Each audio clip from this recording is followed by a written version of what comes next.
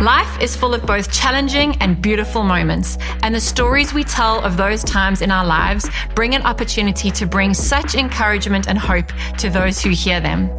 The saying goes that we are amazed at people's achievements, but we really connect with people on their vulnerabilities. We have sat around so many tables and heard the most incredible stories of people's perseverance and victory, and our hope is that you would be encouraged on your journey as we broadcast them. This is a place where everybody's story matters. Welcome to the Journey Podcast.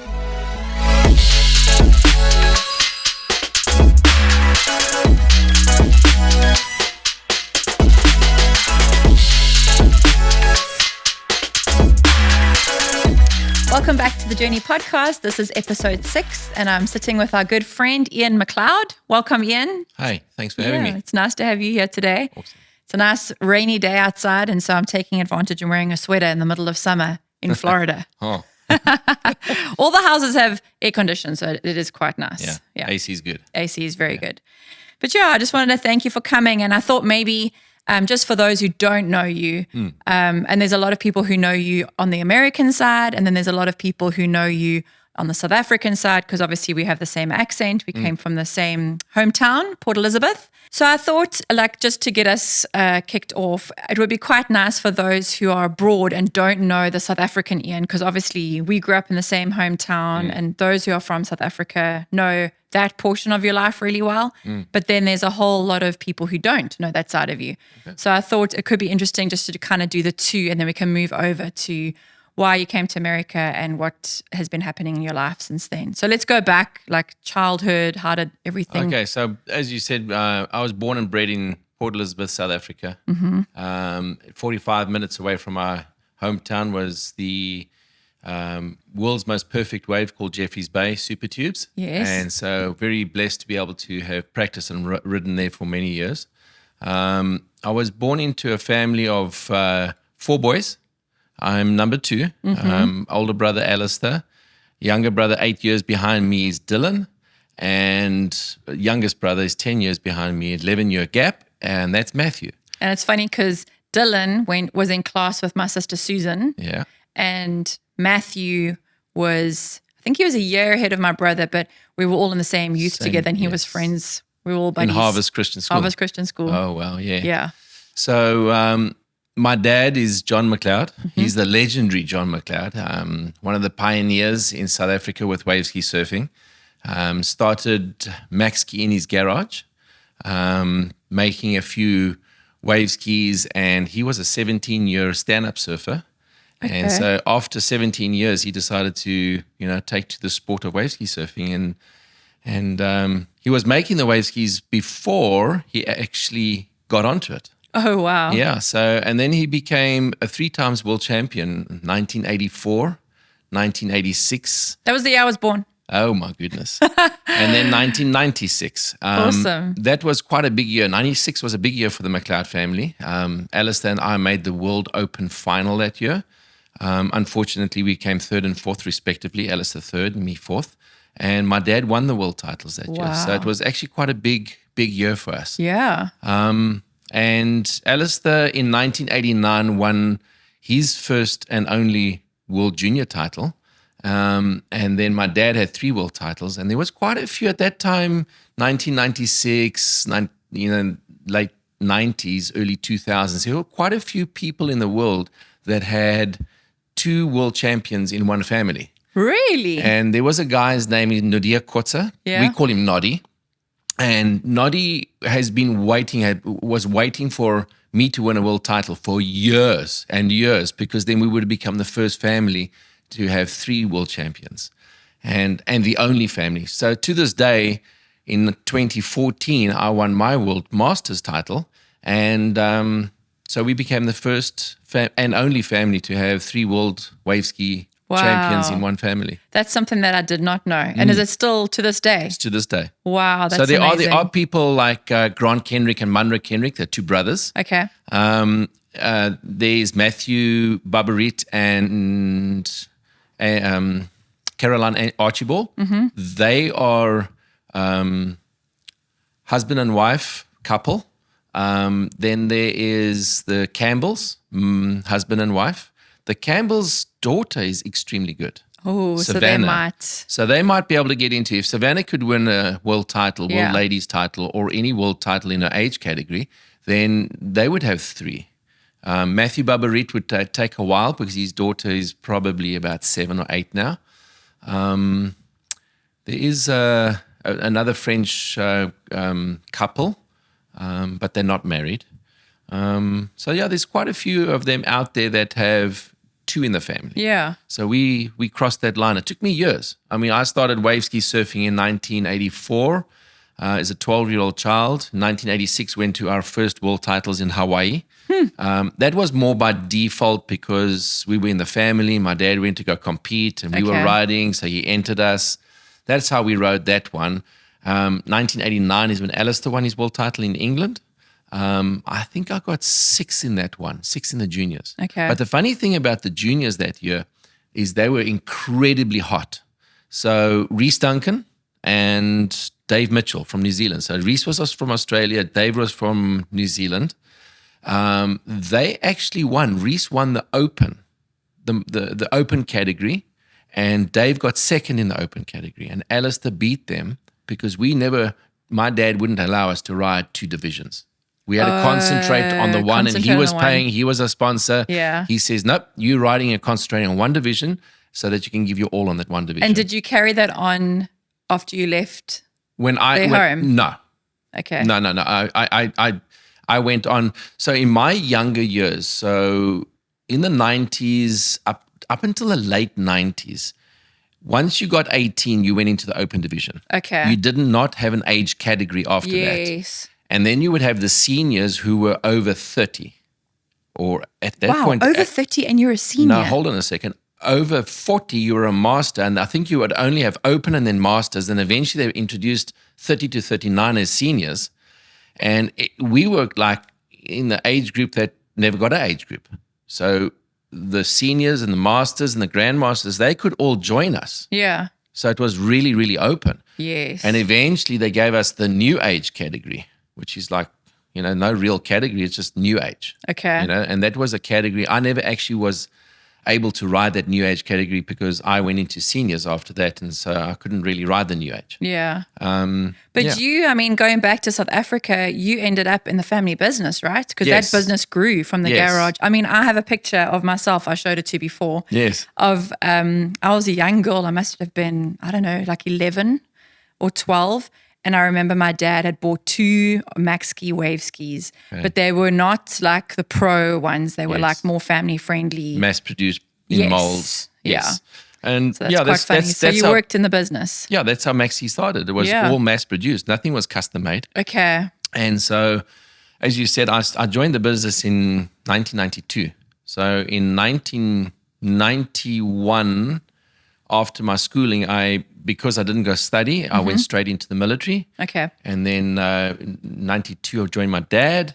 And the rest is history. I started learning. My dad, just threw me in the deep end and had to watch people shape boards. And I actually started off as a bodyboard shaper and designer, because the guy Greg Miller left the company soon after I started. And so my dad filled me into that gap.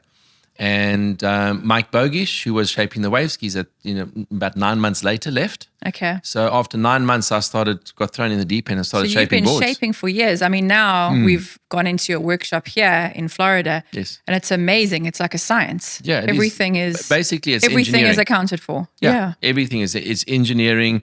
You've got different weight categories and heights and abilities, pivot points, speed. Yeah. And you got to blend them in to accommodate the rider. Yes. And I've learned since I've been in America, I've learned how to design wave skis for disabled people. Yeah. I love that because it just opens up a whole world for people who are so restricted. But the nice thing about that is I choose to sit down and surf. Yes. So there's no intimidation when I get a guy that is paralyzed to sit down and surf. There's no difference from him and me. Once No. you're seated on the board, there's no difference Yeah. in look. So we'll be paddling out together, and he's doing what I do. Yes. As an able body, he's doing it as a disabled body. Yeah. And so and I love doing that. I love designing boards. You think about it, certain people have got different injuries and different levels, and different muscles are working. So you have to ask them, where's your injury and what muscles have you got, and where's your point of return on leaning backwards? And then you have to design a board that is a little bit easier to turn. Yeah. So, because they're not being able to drive their hips down because from belly button down, they might not have enough hip flexors. Yeah, and it affects your balance and everything when you, especially if you are paralyzed. Yeah. And then, so you got in the family business, and then when did you meet Lorette? Because you have a lovely wife, Lorette, and 4 kids. Yes. So When did you meet her? I met her in 1995. Okay. Wasn't love at first sight from her side. Didn't your mom call it though? She My was mom like, did actually call it. you guys are going to get married. My mom did call it. She was. She had flatmates, 3 girls with her, 4 in one flat, and they were studying at it wasn't the university, it was the Technikon in Port Elizabeth, and she was doing an office administration course, and I went to go visit with my friend, one of the other girls, and met Lorette, and he was actually dating Lorette at that point. Oh, my friend. And he said, "No, come. There's another girl over there. Come meet her and see where he goes to." And I met her, and then like within a month, he broke up with Lorette, or Lorette broke up with him. And Lorette and I became good friends. And long story short, actually short story, very short, is I married her within a year. Wow. So I dated her. I was engaged, and I was married within 1 year of meeting Lorette. And my mom, when I brought the 2 girls over, he says, "Which one are you dating?" He took me into the kitchen, and I said, "Which one are you like into?" And I said, "It's the girl with the bob hair." And my mom says, "No, it's not." I was like, "Yeah, read my lips, Mom. It's the girl with the bob hair. I know." And my mom said the words, "The other girl's going to be your wife one day." Wow. I was like, "Yeah, right. What are you smoking?" And she wasn't wrong. And so, yeah, she chose my And it's so cool because you guys started off being such good friends. And I know for Fred and I, that's how we started too. Yes. We were like really close friends. And I think it stands you in such good stead because, immigration, all of that, moving countries, it's a lot of pressure. It's a lot of pressure. And starting up businesses. Well, and it all started of that. with me with our pressure was that, as you know, that South Africa is very diverse. Yes. And so the cultures are different. Yeah. Lorette is Afrikaans. I'm English. Oh, of course. And yes. so, when you get to know one another, it's all nice in the dating times and, the what you call spade work in South Africa, and you're trying to impress work, and, you do the things that you have to do because you want to do it, because you're trying to impress. Yeah. And then you get married, and then you start learning things. And so the first 5 years of our marriage was tough because we had to learn one another's cultures. Where Lorette's more Dutch based, where there's very much discipline. There was discipline in my house, but there's It's just extreme. different, It's yeah. different. In the Afrikaans family, there's a lot of respect when you call people by their name. Yes. English people would really call their friends' parents by their name. In Afrikaans, you would have to say oom, which means uncle. So it was a little bit different, and we got to know one another in those 5 years. And then kids come into the situation, and then raising kids are differently. There's some things that are like hardwired in you that you don't even know are Correct. there. Yes. And your worldview and how you see things. And it's only really when you're faced with different challenges that those things come Correct. out. Yeah. So you just have to keep. You sort of monkey see, monkey do, or what your parents do. Yeah. So, I saw my parents being like this, and she obviously saw her parents being like that. And then when you get into your relationships, You gotta then find what works. You sort of have to reinvent yourselves over there. But I must say, we've learnt one another. I'm happy to say that I'm very happily married. We get along extremely well. We understand one another. So I like to tell people that I've taught Lorette my ways in a nice way, and Lorette's taught her ways to me in a nice way, and we respect and have a mutual understanding about that. Yeah. And I love how she's been such a great support. I know when Oh, man. you've gone on all your trips and Yes. whatever, she's always made sure that you fueled up. Absolutely. And I laughed the one time because, I mean, she's like half the size of you.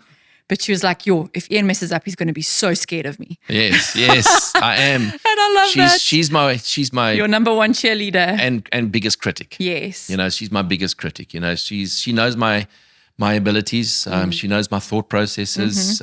She understands how desperate I am for winning things. I'm very competitive. I like to win. My dad taught me at a young age. He said these words to me. He says, you need to win like you lose and lose like you win. There must be no emotional change out there. Yes. So that people can see that you're a gracious winner or a gracious loser. But when you're alone, you can do what you want. You scream in the You pillow. can scream and kick and Lorette sees that side. Yeah. But I must say that, you know, behind every successful man, because I've got all the accolades. I'm the world champion, US champion, multiple South African champion. I've got my Springbok colors, which is my national colors. So, and I've been in the US team. So I've got all the accolades.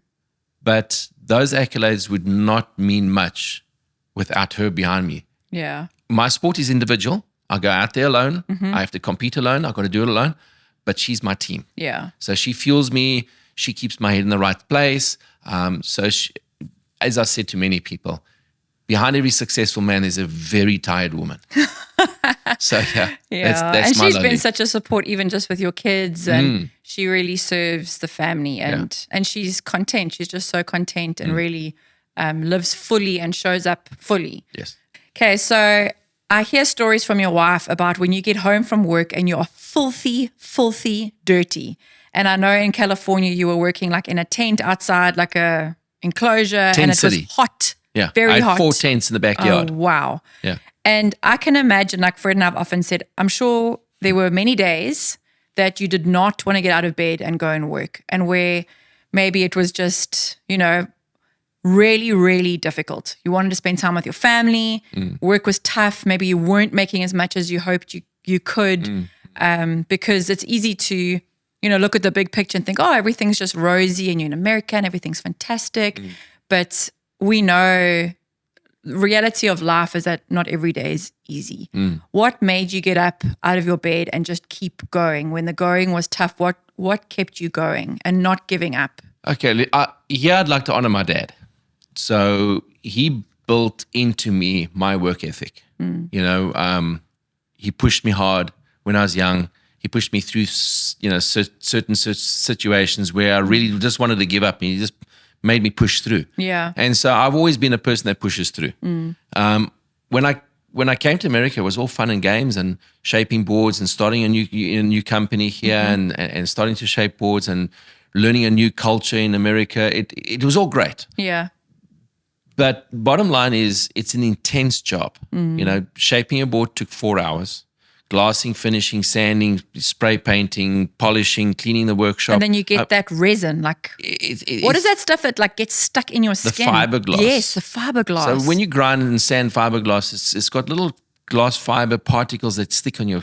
I'm immune to it. It's sort of like a beekeeper's. You know, they're immune to the bee stings. It goes in your skin. It's like, yeah, it doesn't right really out. bug me. Okay. You know, but the thing is, it's hard work. Yeah. It's labor intensive. Your back gets sore. It's in a hot tent. And so some days you just don't want to go inside there. You know, just want to, you know, just take off. We're in a minority sport. So, you know, we're not making hundreds of these boards. I was making between 6, sometimes 10 a month in California. Here, how many hours is that per board? Start to finish on a board, if it's an average size board, is about 16 hours. That's right up until it leaves the door. Starts and leaves the door. So 16 hours per board. But it's 16 intense hours. You know, standing there, it's really tough for us to, you know, to manage your body. Then to cap that off, I'm still competing. So when a big competition comes up, I've got to go train. I've got to go out there and practice. I've got to go and work. So when you finish training, you've got to go back and do some more training. Oh, it's a lot. So it is challenging. And, you know, when I retired, I was like, I don't know. I really don't. I want to automate this business. Macski, I want to automate. If I could sell it, I would. You know, if I could sell it to someone that has got the passion to shape and design. This is an advert for Macski Surf Gear. If you want to buy it, now's your chance. Yeah, I would sell that business at a drop of a hat because my passion is now people. Yes. I want to help people. I want to get out there. I want to go onto the beach, and I want to spend the whole day on the beach to help people overcome their depression, their challenges in life, to show them that life doesn't have to end, because there's so much suicide. Before people can get to people that have been faced adversity and go through depression, there's suicide. Yeah. I want to get to those people before they get to that point. I want to show them, laughter. I'm a joker. I'm known as the church clown, and I'm okay with that. Yeah. Because laughter is so important. Lorette laughs 3 to 4 times a day, and it helps heal. And so when I get down to the beach, I listen to people, I hear their stories, and I'm still able to have fun, laugh, and joke with people.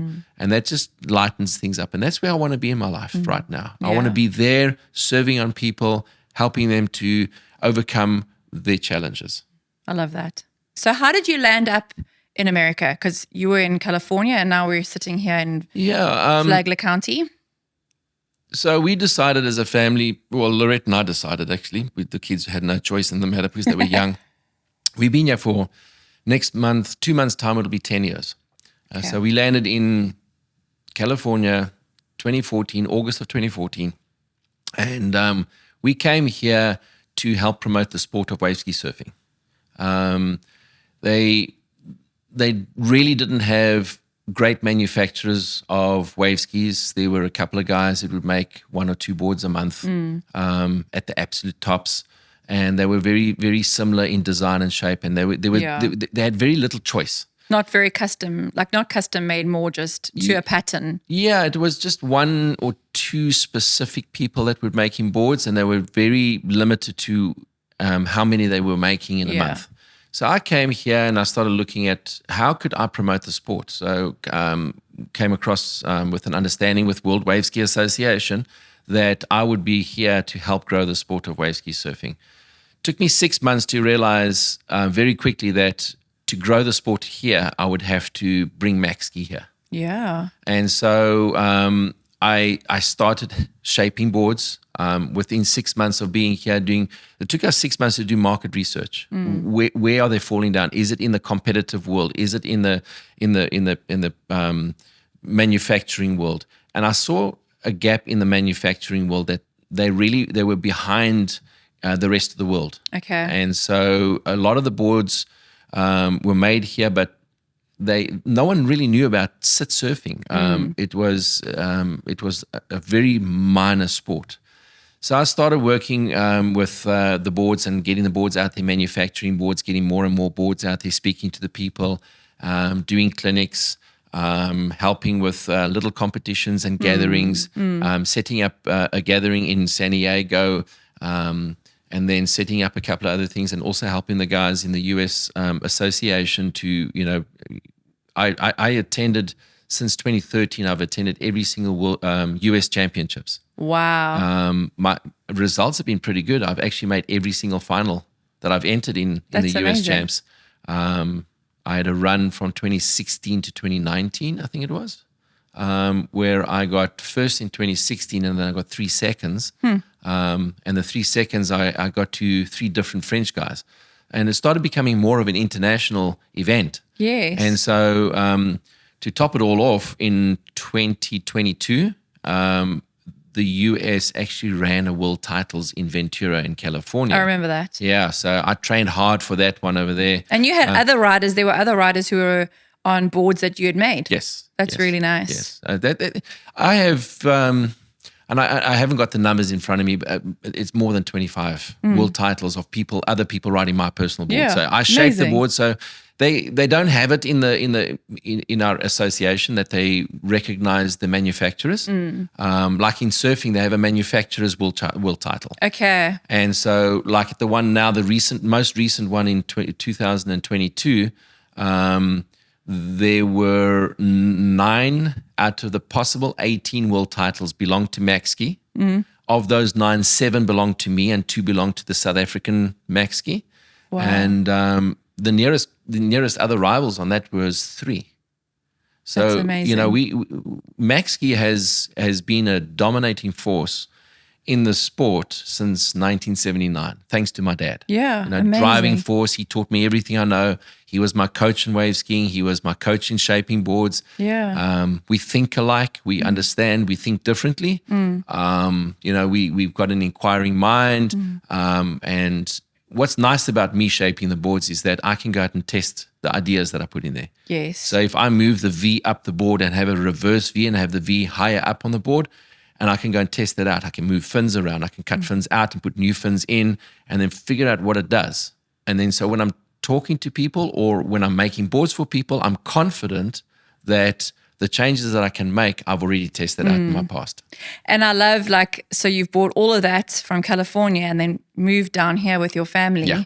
And now you've got this business here and have really pushed Macski into the East Coast. Yes. Of Florida and further afield. I mean, Yeah. I know you go all the way up to South Carolina and North Carolina, South Carolina, along the coast, all the way up there. The entire coast. Yeah, it's so amazing.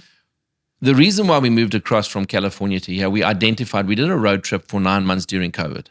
And COVID, you know, everything shut down and manufacturing was less. And so I thought, okay, why not just go on a road trip and, you know, just go and check it out. And so we did a road trip with a family with an intent to do a look-see. Yeah. You know, see what the East Coast is like. And then I immediately saw it's more kayak friendly here. So kayaks are basically sit-down paddling craft.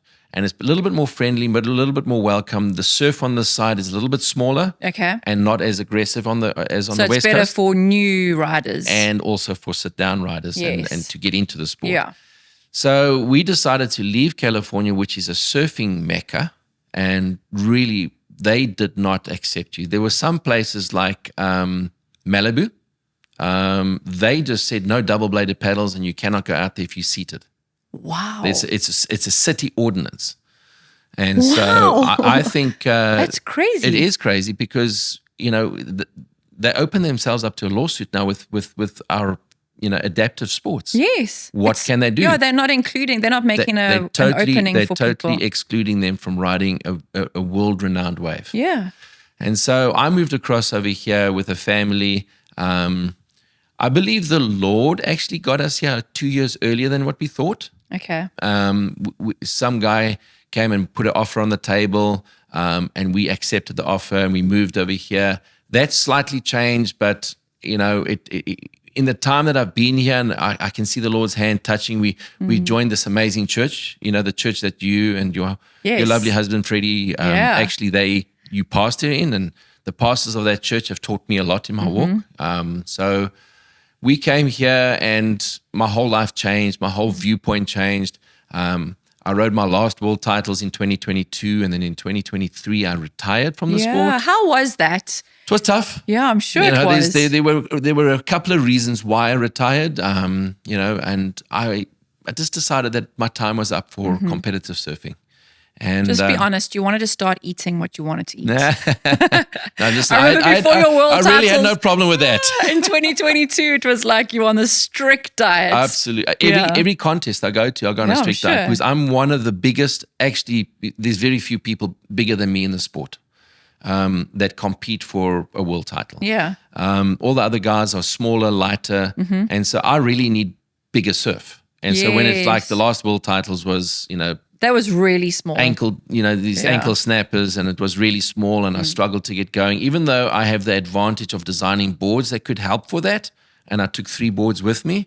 I really struggled. Yeah. Got through over there and ended up 9th at that world titles. And I just said to Loretta, I'm done with this. This competitive edge. And then when I retired, I thought, what does retired sportsmen do? How do they give back to the sport? Or, it's been a part of my life. That's all I know. Sure, that's it's part of your identity. It's like it's everything built in, wrapped it's up. It's my built DNA. in. Yeah, exactly. So I thought, okay, let me start off looking at what other athletes do. And then you got the Tom Brady's and, the Shaq O'Neal's, but that's mainline. Yes. And those guys made millions and millions of dollars during their careers. Our sport is a minority sport, and we didn't make that much money. Yeah. So I thought, okay, let me try and go and do something to promote the sport. And I developed I started a business called Waveski Surfing United, and this company is a fully it's a 501c3. It's like a not-for-profit. Not-for-profit, and it's a charity to promote the sport of waveski surfing, and I'm going along the angle of promoting it through the adaptive side. Yeah. So paralysis, amputation, traumatic brain injury, autism. And so I go to all the events and I go and help. It was actually incredible because Fred came to get some footage of the previous one that you did. Yes. And it was just amazing. People taking off prosthetics and then you just seeing everyone helping them to get into the water. It was amazing. A double amputee above the knee. Just incredible. And then I had a Down syndrome autistic child. Didn't communicate at all. Yeah. But his communication came through his excitement. I mean, that video of him coming in on that wave, he was absolutely delighted. He was ecstatic. And what I love is that, because when you told me that before we came to film, I was like, how does that work? And I'm like, overprotective mom. I'm like, I don't know if I'd send my kid out there just to surf on a wave by himself, but you are fully behind them, but they can't see you. No. So it's amazing. It's like this freedom. But there's safety because you have someone. I'm right there with them. Yeah. And I don't take them deep out and I push them in the foamies. And that's where your heart and everything and is my great. Strength and my knowledge of the ocean and all of that. And I've been doing this for, 40 years. And so I know the ocean, I know the currents, and I know where the limitations are.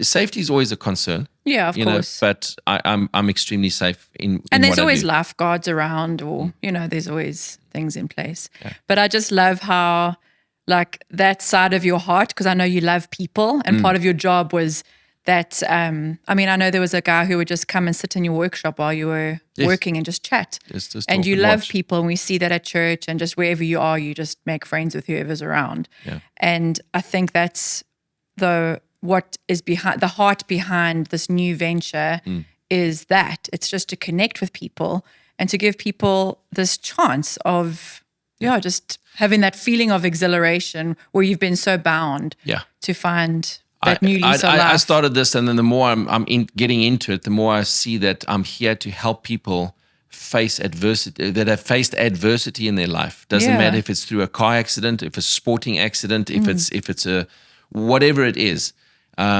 If your life changes, that you become paralyzed, your mind is the first thing that you got to fight with. Yeah. Because you were an active person, now you're inactive, and you think your life has come to an end. But I want to let people know that that's not true. Yeah.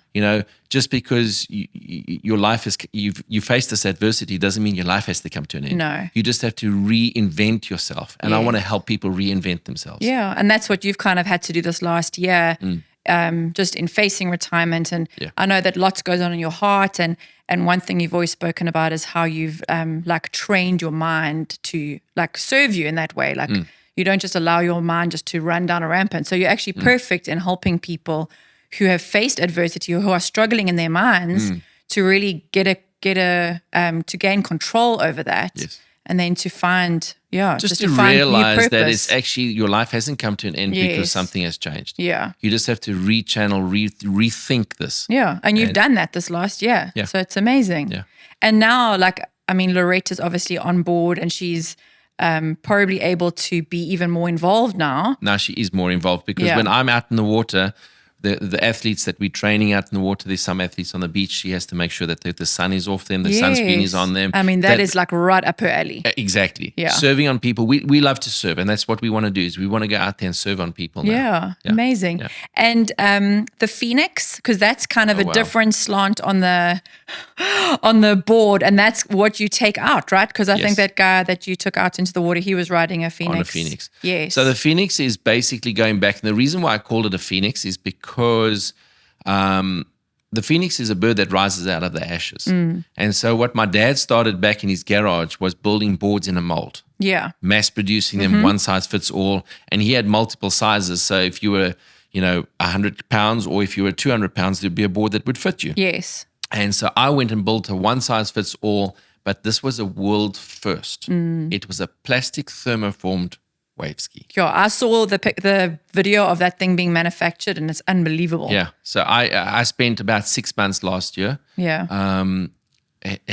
I had an investor, Bill Carone. Okay. If it wasn't for Bill, I'll tell you this project wouldn't have taken off. And so what we're doing now is we're introducing this into the market. It's a little bit slow to introduce it because the sport is so small and people don't understand really what it is. So with the hand-in-hand with me promoting the sport through Waveski Surfing United and the adaptive side and getting the boards out there, people are going to start realizing that this is an option. Yeah. And it's awesome because it's not as like if you are specialized and you're getting a board custom made, you know the price is a little different, but it just opens up opportunity for so many more people because obviously it's a little more cost effective, right? Not only is it more cost effective, it's less than half the price, but also it's way more durable. Yes. So a lot of the boards that are made, there's two ways of making plastic boards. One is rotomolding, is where you've got a mold that you tumble, and so all the plastic gets forced out to the outsides.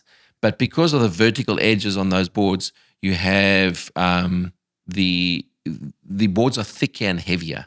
And so with the thermoforming, it's more controlled. The boards look good. They look like they're composites. They're lighter. They're just as durable, and they're cheaper. Yeah. And so you get them out, and what's nice about it is a family can buy one, and all the people in the family can fit in. Well, that's what we did back in South Africa. Exactly. So this is just the American version. And so basically reinventing what my dad did. Yes. So trying to get back into sports shops. I'd like to see these in Academy Sports, in Dick's Sports, that you go inside, then you can say, okay, I want to buy a Waveski. You buy a Waveski, you go have fun, and then you progress and you give me a call, or any of the other manufacturers a call and say, hey, I'm ready to upgrade to a custom design board. It's amazing. Yeah.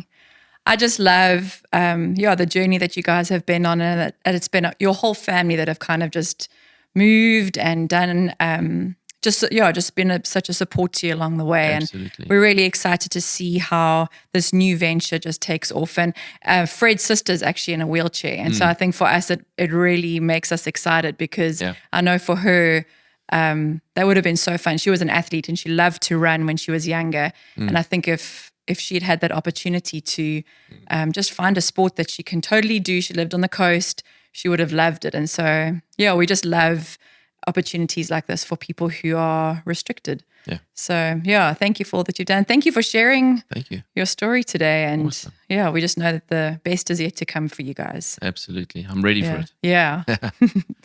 Thanks for joining us. And if you'd like to check out some more things with Macski Surf Gear and Waveski Surfing United, then check out the links below. And we'll see you next week for episode 7. Thank you so much for joining us today on the Journey podcast. I hope that you were encouraged and that you would have a really great week just reflecting on what we've spoken about today. If you have a story that you feel needs to be shared to encourage those who listen, please would you write a comment in the comment section below and we will reach out to you via email. Thanks for joining us, and we look forward to the next episode of the Journey podcast next week.